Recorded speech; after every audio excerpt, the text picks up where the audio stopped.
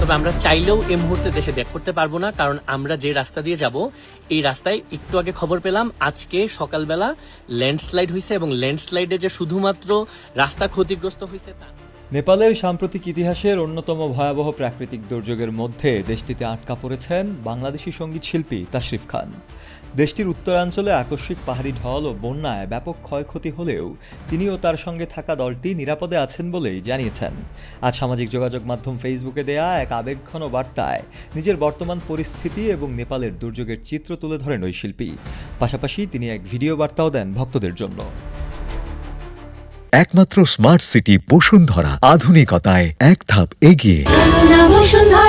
সেই ভিডিও বার্তার পোস্টে তিনি লেখেন, আমরা নেপালেই আছি এবং আল্লাহ রহমতে এখন বেশ নিরাপদে আছি।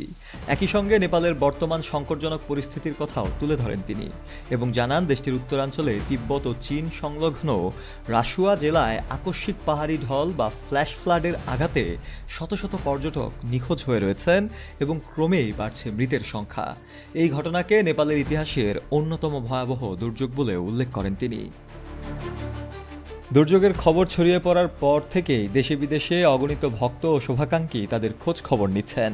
সবার এই উদ্বেগ ও ভালোবাসার প্রতি তিনি কৃতজ্ঞতা জানিয়ে বলেন, আপনাদের এই আন্তরিক উদ্বেগ, দোয়া ও ভালোবাসার জন্য আমরা সত্যিই কৃতজ্ঞ।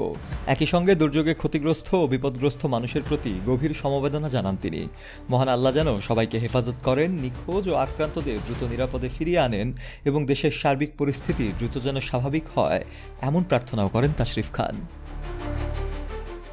উল্লেখ্য, ভারী বর্ষণ ও আকস্মিক বন্যায় নেপালের বহু পাহাড়ি অঞ্চল প্লাবিত হয়েছে। প্রধান প্রধান সড়কও মারাত্মকভাবে ক্ষতিগ্রস্ত হয়ে যান চলাচল ব্যাহত হচ্ছে।